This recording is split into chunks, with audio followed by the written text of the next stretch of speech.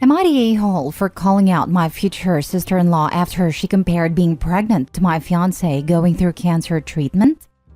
My fiancé Joe is undergoing treatment for bone cancer in his leg and pelvis. He had surgery and is now doing chemo. His family has been supportive, except for his sister Alexis.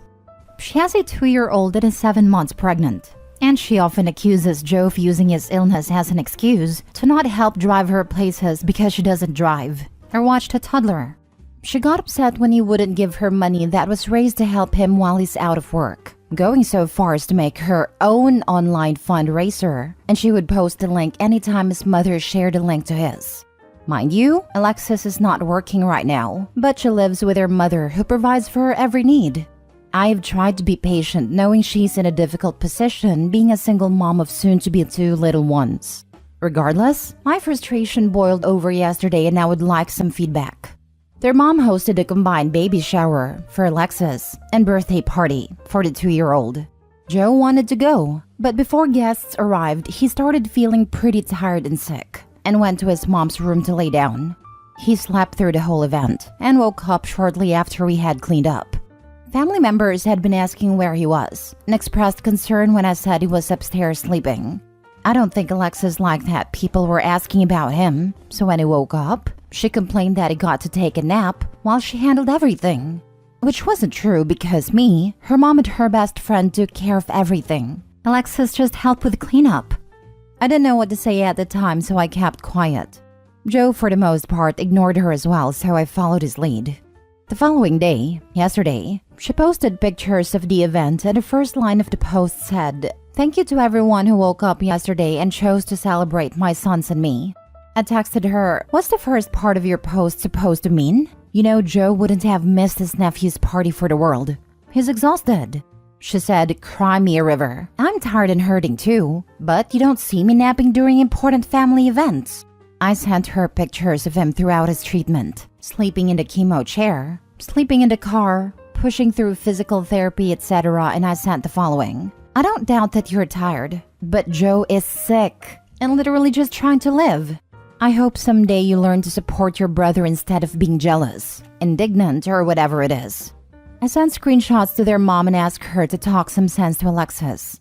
After which, Alexis texted me one more time calling me an a-hole, among other names. Now that I've had time to cool off, I'm wondering if it was even my place to call her out. Joe was ignoring her. Their mom was ignoring her, so maybe I should have too. She just frustrates me so much. Am I the a-hole? Not the a-hole. Having witnessed someone battling cancer and chemo, Christ, I can't say what I'd like to say about the sister-in-law. Seriously, what a witch. My mom is a breast cancer survivor. It's so hard. I hope you and your loved one are doing okay. I would have went even further and publicly asked why she's so jealous of a cancer sufferer getting attention, that competing with a sick man makes her trashy.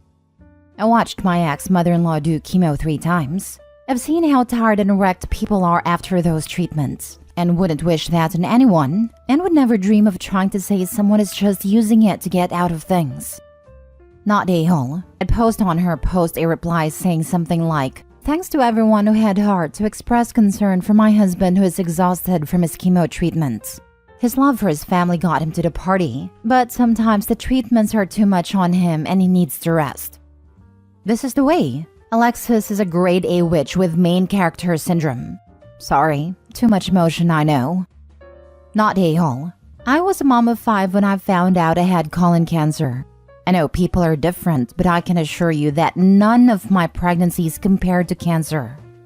I hope you're okay and doing well now. For people with complaining mindset, a pinprick is definitely worse than stage 4 cancer. Hope you're doing good. Sending you hugs.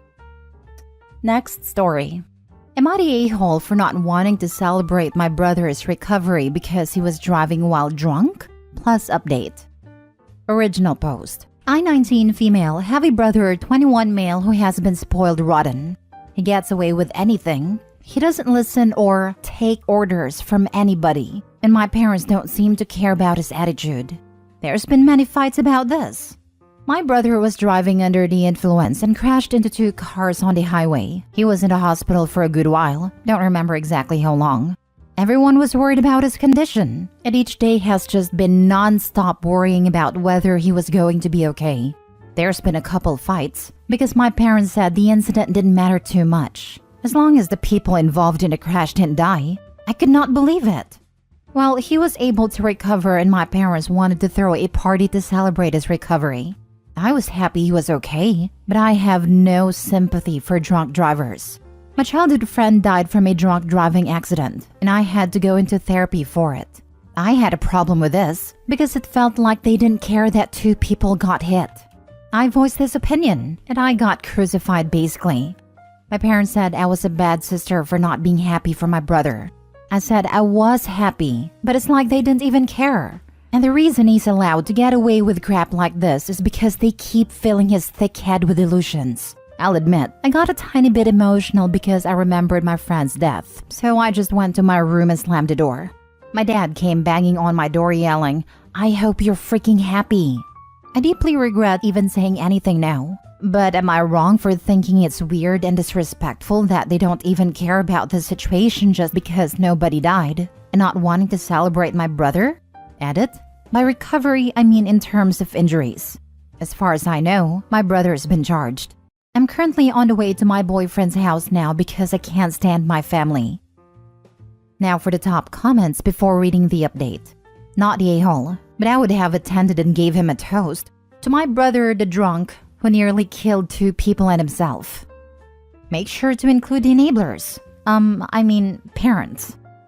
Yes, to my brother, who narrowly escaped death, who included strangers in his narrow escape. My brother, who drove drunk, who very nearly killed 2 people who were just going about their daily lives. And to my parents who think celebrating this, when they know full well my best friend died at the hands of someone just like my dear brother. A drunk who got behind the wheel and didn't care about the lives they tore apart. Long may we celebrate his reckless behavior. Drink up, because we all know how much my brother loves his drinks. Can you imagine what Opie's parents would have done to her after that? Horrified father would speak to his child the way he did Opie. Sad. They have pretty much ruined their son by never holding him accountable. Bad parenting 100%. Opie's not a-hole at all, but her family is. Absolutely not a-hole. I am disgusted with your parents especially, since they have to have known about the circumstances of your friend's death, and they should understand why you feel the way you do about this. Right? The words my mother used when discussing drunk driving with me as a teenager were, "If you ever got a DUI, do yourself a favor and don't call me. You'll be safer in jail than out on bail." I have multiple relatives who have lost licenses for drunk driving, and I cannot for the life of me understand why it's not a bigger deal than it is. Let alone why my mom and some other relatives actually go out of their ways to help the drunk drivers get groceries and similar stuff that's harder to do now without a car. In my opinion, if they didn't care enough about other people's lives to find a safer means of transport than drunk driving, why should anyone else care to help them avoid the inconvenience of taking the bus or walking? Like, I realize they all grew up in an extremely dramatic setting, and the drunk drivers of the group are definitely alcoholics. That doesn't excuse anything in my eyes though. I've never said anything against this because not my circus, not my monkeys. Why start anything when it doesn't directly concern me? But it's not a dynamic I want anything to do with. Now for the update. I had to make a new account because something went wrong. I just wanted to write this update because lots happened overnight. My boyfriend's family is allowing me to stay with them for a while because my family is absolutely unhinged. My dad decided to show up to my boyfriend's house and cause a scene. I guess my little tantrum worked because he announced that they're not having the party anymore. He also said my brother hates me now, which I don't really care. He has also been charged, for those who don't know. An argument started and it was basically like the argument that took place before. He kept saying I wasn't happy for my brother, and I said for the millionth time, I was happy that he came out fine in the end, but celebrating it and enabling his behavior isn't okay. It was absolutely embarrassing because this was at my boyfriend's house, in front of his entire family, and they were trying to calm us down. As you guys know, my best friend since we were toddlers passed away at the hands of a drunk driver a day after she turned 19. That messed me up so bad, to the point where I had to go to therapy for some time. And considering that next month will be a year since her passing, this entire situation has hurt me. When I brought this up to my dad, he said, "I'm sorry about that, but if it's almost a year, you should be over it by now." I just told him I'll go back to get my things and leave, because they obviously didn't care about how I felt. I'm back at my boyfriend's house now, and they have been comforting me. Nothing hurt me more than my dad telling me to just get over my friend's death, because I've known her my whole life. Anyway, this is just how things are so far. I blocked my parents and brother and everything. Now that I've calmed down a bit and I have tons of support, I feel a little relieved. June 18th would have been her 20th birthday, and June 19th will be a year since some heartless monster took her life away. So I'm making both days all about her, even though she's not physically here with me. Thanks to everyone for the amazing replies. I sympathize with everyone who has lost a loved one / gotten injured because of idiots who think it's acceptable to drink and drive. I love all of you, and I know my friend is rooting for me from above. Last story. Am I the a-hole for calling my sister disgusting and banning her, my niece, and my mother from my house? The title absolutely makes me sound like a jerk.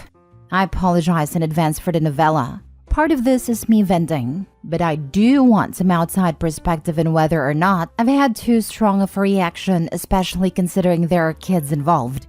My husband and I are both 23. My sister is 27 and has 3 kids. My 11-year-old niece, my 7-year-old nephew, and my 1-year-old nephew. My sister broke up with the baby's father and has been struggling some. My mom watches the kids while she works, when the older 2 aren't in school, and my husband and I have been watching them one day every other weekend. My 11-year-old niece is developing some really bad behaviors that we are trying to offset when we have her by teaching her self-regulation, boundaries, and healthy communication. This past weekend was terrible. My niece was on a level 100 all day and had been mouthing off, etc. My husband took her tablet and calmly told her to go sit in our bed for a timeout.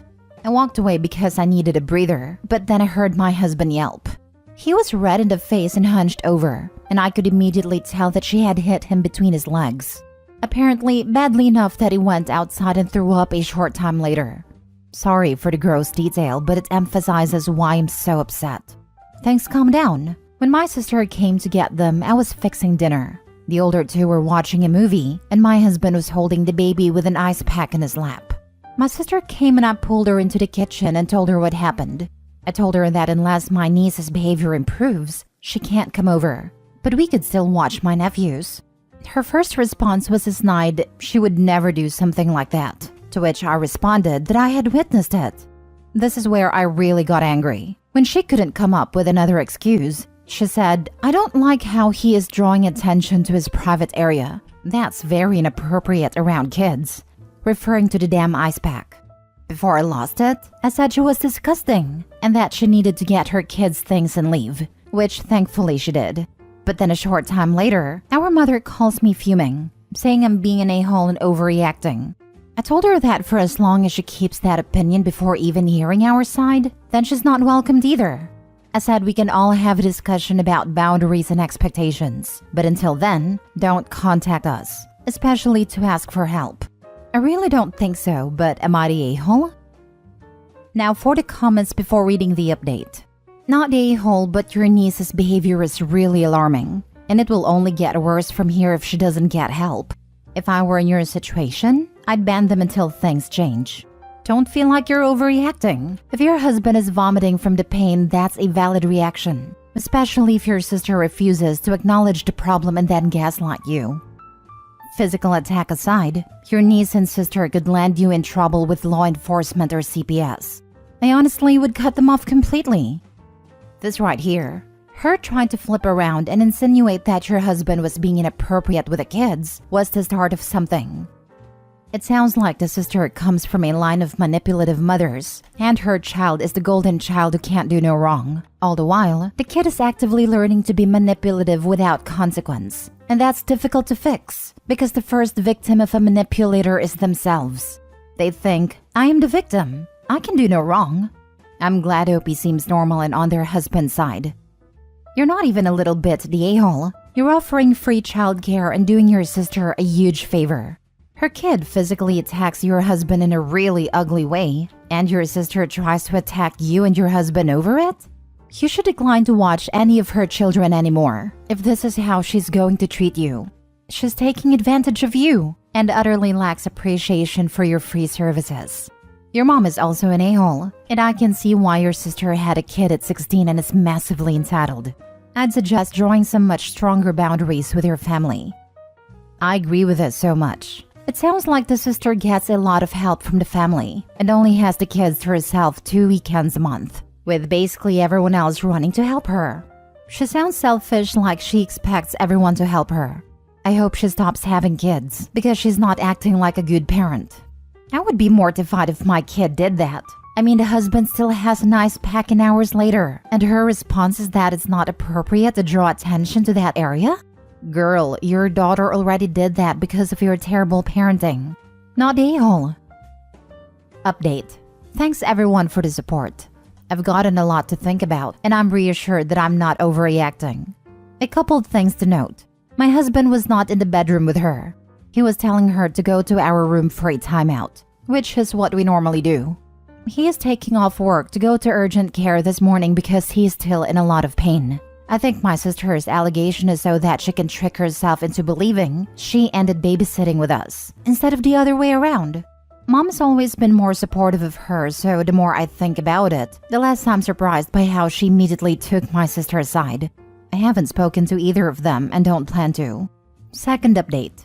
Good, bad, and ugly. The bad is that urgent care sent hubby to the ER, at which point I left work to go join him. One of his testicles was dislocated, but thankfully it didn't ascend too far. With some pain meds, a doctor was able to push it back into place. I was scared at first, because they said surgery would be an option if this didn't work. But thankfully it did. The good is that we are now home and he's feeling much better, but still kind of bruised. I told him lots of internet strangers were invested in the well-being of his manhood, which made him belly laugh. The ugly is, and I'm standing by him on this, he absolutely does not want to give any medical bills to my sister. His point is that she will likely retaliate even worse than just being confronted with what her daughter did, and I agree. So in that sense, we're stuck. I didn't get the full story before, but essentially, when he told her to give him the tablet, she turned away from him and kicked her leg back. He said it got her heel. She's also not little for her age, and I'm just glad it wasn't worse. Boundaries are set. As much as we love the kids, we're just going to have to get okay with